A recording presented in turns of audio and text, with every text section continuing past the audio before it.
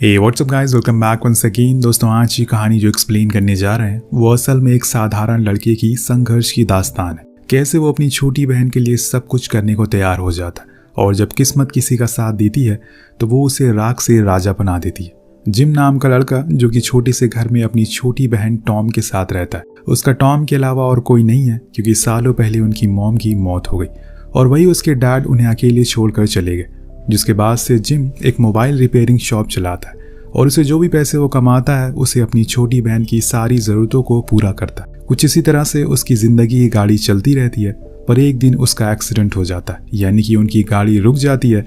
जब जिम को पता चलता है कि उसकी बहन की तबीयत बहुत ख़राब है, उसे फ़ौरन हॉस्पिटल बुलाया जाता है, जहाँ उसे पता चलता है कि टॉम के दिल में छेद है। उन्हें फ़ौरन उसका इलाज करवाना होगा वरना हालात और बिगड़ सकते हैं। अभी तक तो सब ठीक था क्योंकि जिम तो ऑपरेशन के लिए राजी हो जाता है, पर जब वो उसके पैसे सुनता है तो उसके होश उड़ जाते हैं, जो कि तकरीबन 7 लाख रुपए था।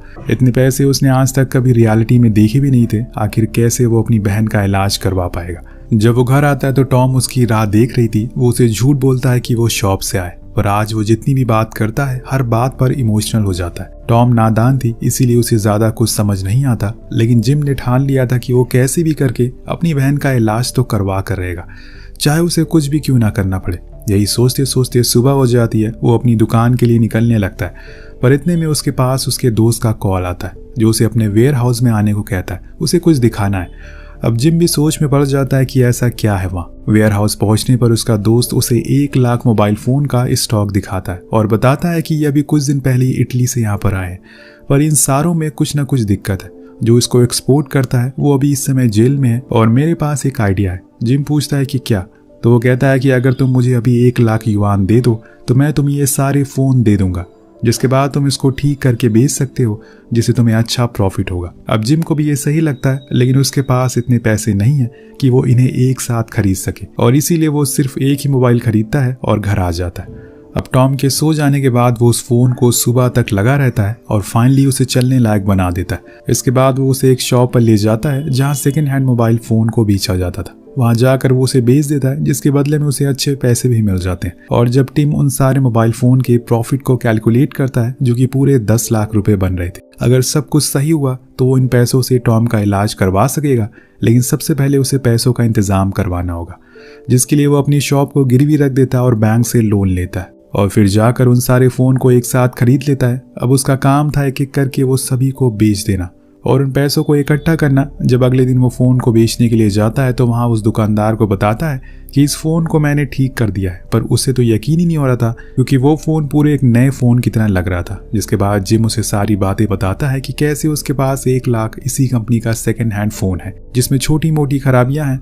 तो वो दुकान वाला उसे एक आइडिया देता है कि वो उसे हर दिन लाकर एक फ़ोन दे, जिसके बदले में जो भी प्रॉफिट होगा वो उसे देगा और उसे ऐसे हर नई दुकान पर नहीं जाना होगा। जिम को ये डील सही लगती है, इसीलिए वो हाथ मिला लेता है और फ़ोन को जल्दी से जल्दी ठीक करने की कोशिश करता है। कुछ दिन ऐसे ही बीतने लगते। अब उसके पास अच्छे खासे पैसे आना शुरू हो गए थे, जिसे वो टॉम को अच्छे कपड़े दिलवाता है। दोनों ही बहुत खुश थे, लेकिन इनकी खुशी का सूरज बहुत ही जल्दी डूब जाता है क्योंकि कुछ टाइम के बाद गवर्नमेंट एक रूल पास करती है, कोई भी आदमी किसी को सेकेंड हैंड फ़ोन ना तो बेच सकता है और ना ही खरीद सकता है। अब जिम जब फ़ोन को बेचने के लिए जाता है तो वो दुकानदार उसे साफ साफ खरीदने से मना कर देता है। आखिर क्यों वो अपना नुकसान करवाएगा।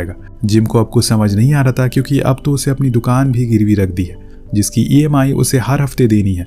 ऊपर से उसका घर का रेंट भी उसे कई महीनों से जमा नहीं किया। सबसे बड़ी दिक्कत है टॉम की तबीयत, जो कि दिन ब दिन बिगड़ती जा रही है। उसे कुछ समझ नहीं आता कि आखिर वो करे तो करे क्या। ये 1 लाख फ़ोन उसके लिए अब कबाड़ का सामान हो गया है, उसके पूरे पैसे कहीं डूब ना जाए और यही डर उसे सताना शुरू कर देता है। पर तभी उसे एक आइडिया आता है। वो अगले दिन उसी मोबाइल फ़ोन बनाने वाली कंपनी में ही सीधा चला जाता है और वहाँ के मैनेजर से बात करता है। उसे बताता है कि मेरे पास आपकी कंपनी के 1 लाख सेकेंड हैंड फ़ोन है। मैं जानता हूँ कि आप ना तो उसे खरीद सकते हैं और ना ही बेच सकते हैं, लेकिन अगर आप उसके पार्ट को कंट्री के बाहर सेल करेंगे तो इसके बदले में आपको अच्छा प्रॉफिट मिलेगा। मैनेजर कहता है कि ये पॉसिबल नहीं है क्योंकि हर एक पार्ट को निकालते टाइम कहीं ना कहीं कुछ ना कुछ गड़बड़ हो ही जाती है, जिसके बाद वो किसी काम के नहीं रहते। लेकिन जिम को खुद पर भरोसा था। वो कहता है कि ऐसा कुछ नहीं होगा, मैं इसे बहुत ही बारीकी से करूंगा और एक भी पार्ट खराब नहीं होगा। तो मैनेजर बोलता है कि ठीक है, तुम उन पार्ट्स को निकालो और क्वालिटी टेस्ट के लिए भेज दो। जब रिपोर्ट आ जाए तो मुझे आगे बता देना। जिम बहुत खुश होता है और फौरन अपनी दुकान पर जाकर काम पर लग जाता है। लेकिन आए दिन उसके पास लोन रिकवरी वाले आते रहते हैं क्योंकि उसने एक भी EMI नहीं भरी थी अभी तक। अगर ऐसा ही चलता रहा तो कुछ ही महीनों में वो अपनी दुकान खो देगा, पर वो फिर भी उसी फ़ोन को बनाने में लगा रहता है। और 3 रातें जागने के बाद फाइनली वो अपने एक फ़ोन के सारे पार्ट्स को बाहर निकाल लेता है, जिसके बाद वो क्वालिटी टेस्ट के लिए भेजता है। 2 दिन बाद जब रिपोर्ट आती है तो उसे देखकर वो बहुत ही ज़्यादा खुशी होती है क्योंकि उसके सारे पार्ट काम कर रहे थे। इसीलिए अगले दिन सुबह सुबह ही वो मैनेजर के पास जाता है और उसे रिपोर्ट दिखाते हुए कहता है कि देखिए सर, मैंने अपना वादा पूरा कर लिया, अब सारे फ़ोन को आप खरीद लो। तो मैनेजर बोलता है कि तुम पागल हो गए हो क्या? मैंने ये कब कहा कि मैं इन्हें खरीद लूँगा? मैंने बस इतना बोला कि मुझे आकर बता देना कि ये तुम्हारा ये काम हो जाए।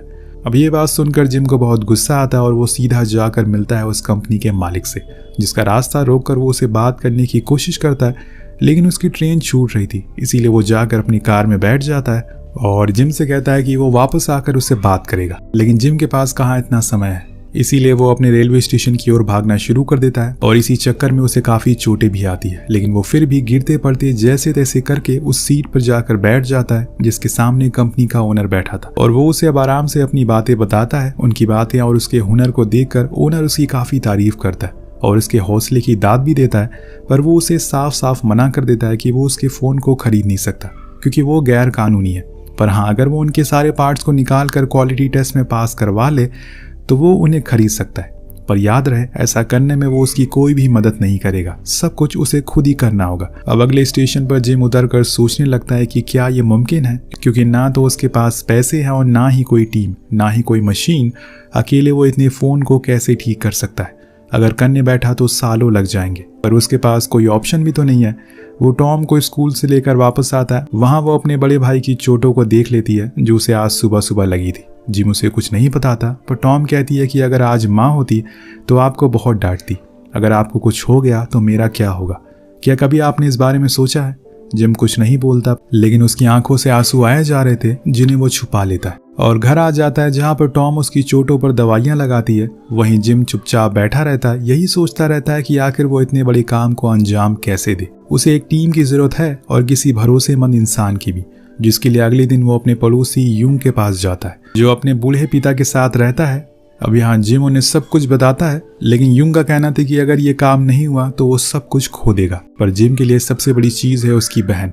अगर उसने उसे खो दिया तो वो खुद को कभी माफ नहीं कर पाएगा। वो यूंग से कहता है कि आपने हमारा बचपन देखा है, खुद से ज्यादा मैं आप पर भरोसा करता हूँ, इसीलिए मैं आपके पास आया हूँ। मेरे पास बस 6 महीने का समय बचा हुआ है ताकि मैं टॉम का इलाज करवा सकूं और मुझे ये रिस्क उठाना ही पड़ेगा। उसकी कहानी सुनकर यून मान जाता है, जिसके बाद जिम अपनी दुकान और अपनी स्कूटी को बेच देता है ताकि वो अब किसी ऐसी जगह को रेंट पर ले सके जहाँ उन्हें 1 लाख फ़ोन को रख कर ठीक कर पाए। लेकिन अब उन्हें कुछ लोगों की जरूरत है, कुछ ऐसे लोग जिन्हें पैसों से ज्यादा जिम के ऊपर भरोसा है। वो आने वाले दिनों में उन्हें सारे पैसे दे देगा, पर फिलहाल उन्हें थोड़े पैसों में ही काम करना पड़ेगा। पहले तो ये दोनों एक जगह का बंदोबस्त करते हैं, उसके बाद ये एक सिंगल मदर के पास जाते हैं जिसके बारे में यूंग ने जिम को बताया था। वो एक कैफे में काम करती है और उसे टेक्निकल चीजों के बारे में अच्छी जानकारी है, और जब जिम उसे मिलता है तो वो तुरंत मान जाती है। फिर वो एक और आदमी से मिलता है जो अभी अभी जॉबलेस हुआ है, और आखिर में जाकर वो एक लड़के को हायर करता है जो कि एक गेमर भी होता है। वो अपने दोस्तों को भी साथ में जॉब पर रखने की बात करता है और जिम मान जाता है, और फिर पूरी टीम काम पर लग जाती है। लेकिन जब जिम के कुछ बूढ़े नेबर को पता चलता है कि टॉम के पास बहुत कम दिन बचे हैं तो वो खुद उसकी मदद करने के लिए आ जाते हैं। सभी मिलकर काम करना शुरू कर देते हैं। लेकिन दोस्तों, जिम को कुछ और भी काम करना था, इसीलिए वो दिन में विंडो क्लीनिंग का काम करता था और रात में जब सभी लोग चले जाते थे तो फैक्ट्री जाकर खुद फोन को बनाने में लग जाता था। अब ऐसे ही बहुत दिन चलता रहता है। उसने अब सब कुछ छोड़ दिया था, घूमना फिरना, यहाँ तक कि सोना भी। वो अपना पूरा समय अपनी छोटी बहन को देना चाहता था।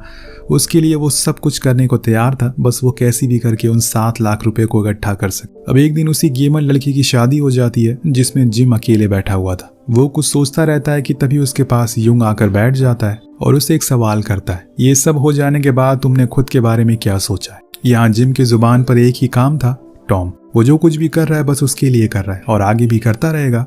वो यूंग को बताता है कि जब उसकी माँ की मौत हुई तो उन्होंने उसे वादा किया कि वो अपनी छोटी बहन को ज्यादा से ज्यादा पढ़ाएगा। वो भले ही खुद स्कूल ना जा पाए, लेकिन वो उसे जरूर भेजेगा। उसकी बातें सुनकर यूंग समझ जाता है कि उसके लिए उसकी छोटी बहन कितनी मायने रखती है। अब शादी पूरी हो जाने के बाद वो घर पहुंचता है, पर गेट को देखकर उसके ऊपर एक और पहाड़ टूट जाता है।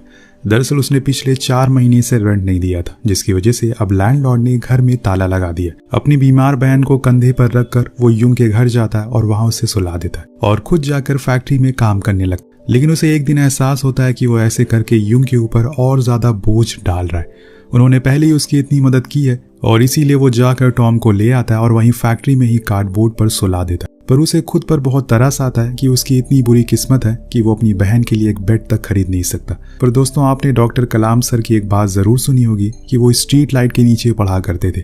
तब उन्होंने ये नहीं पता था कि आगे जाकर वो इंडिया के रॉकेट मैन और प्रेसिडेंट बन जाएंगे। ऐसे ही सेम जिम को भी पता नहीं है कि आगे आने वाले समय में उसके साथ क्या घटने वाला है। बस इंतजार है तो सही समय का। अब नेक्स्ट डे जब युंग उससे कहता है कि तुम टॉम को यहाँ क्यों ले आए, तो वो उनसे कहता है कि उसे अपनी छोटी बहन के बिना नींद नहीं आती। ऐसे ही दिन बीतने लगते हैं। टॉम के ऑपरेशन का दिन और करीब आने लगता। साथ में जिम के पैसे भी अब खत्म हो रहे थे। अब एक दिन जब वो देर रात काम करते करते सो जाता है तो टॉम उसे उठाती है और बताती है कि उसने बाहर कुछ लोगों को देखा है। जिम फौरन बाहर जाता है तो देखता है कि कुछ लड़के वहां चोरी कर रहे थे। वो उन्हें फौरन रोकने के लिए जाता है, पर इतने में वो भाग जाते हैं। पर जिम के हाथ एक चोर लग जाता है, पर इसी चक्कर में उसकी उंगली भी टूट जाती है। अब उसने चोर को पकड़ लिया था तो उसकी मदद से उसे सारे चोरी किए हुए सामान मिल, पर उसकी उंगली की चोट अब उसे तकलीफ दे रही थी, लेकिन उसे फिर भी काम करना पड़ता है। वो विंडो क्लीनिंग की बकेट उसे उंगली के सहारे पकड़ रखा था, पर जब दर्द बर्दाश्त के बाहर हो जाता है तो वो बकेट नीचे आकर गिर जाती है। फिर क्या था, जिम को उसके बॉस बुलाते हैं। तब उसके कांपते हुए हाथ को देखते हैं और ग्लव्स उतारने को कहते हैं, लेकिन जिम नहीं करता, पर उसे डांटते हैं और उसे हटाना पड़ता है। तब वो उसकी टूटी हुई उंगली देखकर बहुत गुस्सा करते हैं, पर जिम उसे अपनी छोटी बहन के बारे में बताता है, जिसे सुनकर बॉस उसे कुछ पैसे दे देते हैं और जाने को कहते हैं। पर अब वो इस काम को नहीं कर सकेगा। अब जिम को बहुत बुरा लगता है क्योंकि उसके पैसे कमाने का एक जरिया अब खत्म हो चुका है। इसीलिए वो चुपचाप जाकर फैक्ट्री में बैठ जाता है। अब इसी तरह से कुछ और दिन बीत जाते हैं और फिर एक और मुसीबत का पहाड़ जिम के ऊपर टूट जाता है। जब उसका सामना फैक्ट्री के ओनर से होता है, उसने 3 महीने से उसका रेंट नहीं दिया, जिसके बदले में अब वो उसे उस जगह को खाली करने को कहता है। जिम उसके आगे हाथ जोड़ता है कि कैसे भी करके वो 1 महीने तक रुक जाए, लेकिन फिर भी वो उसकी बात नहीं सुनता। अब जिम बेचारा क्या करे, उसके पास तो कुछ बचा ही नहीं है और इसीलिए एक आखिरी उम्मीद में वो उस कंपनी के मैनेजर के पास फिर से जाता है कुछ पैसों की मदद के लिए। लेकिन वो तो उसे किसी सड़क के भिखारी की तरह धुतकार देता है और बेइज्जत करके वहां से भगा देता है। तेज बारिश में खड़ा जिम यही सोचता रहता है, क्या वो अपनी माँ से किया हुआ वादा पूरा नहीं कर पाएगा? आखिर क्यों भगवान सिर्फ गरीब और लाचार लोगों को ही परीक्षा लेते हैं? क्या सारा गुनाह उन्हीं का है? अमीरों ने कुछ नहीं किया है? और यही सब सोचते सोचते वो घर आ जाता है। जब अगले दिन फैक्ट्री जाता है तो उसका सारा सामान बाहर फेंक दिया जाता है। जिम बेबस होकर बैठ जाता है कि तभी वहां उसकी टीम आकर उसे पूछती है कि क्या हुआ। जिम उन्हें सारी बातें बताता है और कहता है कि अभी मेरे पास जरा भी पैसे नहीं है कि मैं आपकी सैलरी आपको दे सकूं। आप लोग मुझे माफ कर दो कि मैंने आपको धोखा दिया। लेकिन दोस्तों, सभी को पता था कि जिम 2 लोगों के बराबर का काम कर रहा है। इसीलिए युंग कहता है कि जगह चली गई तो क्या हुआ, तुम्हारे एम्प्लॉयज तो अभी भी तुम्हारे साथ ही हैं, तुम्हारे पास है। जब भी पैसे आए तो तुम हमें दे देना और आगे कभी ना आए तो कभी मत देना। ये सुनकर जिम का हौसला फिर से और बढ़ जाता है और उन लोगों के सामने ही उसकी आंखों से आंसू आ जाते हैं। पर सभी उसे सहारा देते हैं और डिसाइड करते हैं कि वो अब उन मोबाइल का काम अपने घर से ही करेंगे और जल्द से जल्द कंपनी को भेज देंगे। बात के मुताबिक सभी लोग अपने घर में काम करना शुरू कर देते हैं और भी मेहनत से, और 1 लाख फोन के पार्ट अलग अलग करके बॉक्सेस में भर देते हैं। फिर आखिरकार वो दिन आ जाता है जब उन्हें उन पार्ट्स को कंपनी में भेजना था टेस्टिंग के लिए, जिसके बाद ही उन्हें पता चलेगा कि उनकी मेहनत रंग लाई है या नहीं। यहाँ जिम बहुत ही नर्वस था क्योंकि ये उसकी अकेले की मेहनत नहीं है, बहुत सारे लोग इसमें जुड़े हैं। अब 2 हफ्तों बाद उन सभी को कंपनी का CEO बुलाते हैं और कहते हैं कि मुझे अच्छा लगा कि तुमने इस ऑर्डर को टाइम पर पूरा किया और सारे पार्ट ने क्वालिटी टेस्ट को पास कर लिया है। ये सुनकर पूरी टीम खुशी के मारे रोने लगती है, पर जिम के कंधों पर बहुत बड़ा बोझ है। उसे अब सभी के पैसे चुकाने हैं। इसीलिए वो CEO से पूछता है कि क्या मुझे कुछ पैसे एडवांस में मिल सकते हैं। तो वो कहता है कि पैसे भी लो और 2 साल का कॉन्ट्रैक्ट भी, हमारी कंपनी के साथ कोलैबोरेशन करो। CEO से 50 लाख युआन का चेक थमाते हैं और कहते हैं कि बाकी काम पूरा होने के बाद। अब यहाँ पूरी टीम अपनी इमोशन को अपने अंदर दबाए हुए बाहर आती है, लेकिन ज्यादा देर खुद को रोक नहीं पाती। लिफ्ट में जाते ही वो सभी चिल्लाना शुरू कर देते हैं। जिम सभी को गले से लगा लेता है। उसने अपना वादा पूरा किया, साथ में अपनी पूरी टीम की जिंदगी बदल डाली। सबसे पहले तो वो टॉम का ऑपरेशन करवाता है जो कि कामयाब होता है। अब यहाँ से कहानी 6 साल बाद आगे बढ़ती है। दोस्तों, जैसे कि हमने कहा था कि एक दिन जिम के समय का पहिया भी घूमेगा, वो समय आ चुका है। उसे हम एक स्टेज पर देखते हैं। वो खुद की नाइस व्यू कंपनी का CEO बन चुका है। उसने लाख करोड़ फोन बेच डाले और आज वो करोड़ों का मालिक है। लेकिन एक चीज आज भी नहीं बदली, उसकी छोटी बहन के लिए उसका प्यार। उस भीड़ में वो लोग भी बैठे हैं जिन्होंने जिम के ऊपर भरोसा किया, उस पर यकीन किया।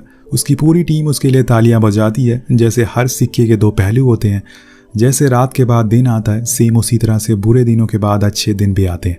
बस आप मेहनत करते रहिए, क्योंकि किसी ने कहा है कि कचरे के ढेर भी एक दिन जगह बदलते हैं। तो आप तो फिर भी एक इंसान है। इसी के साथ ये कहानी यहीं खत्म हो जाती है। मिलते हैं अगली वीडियो में। Peace out.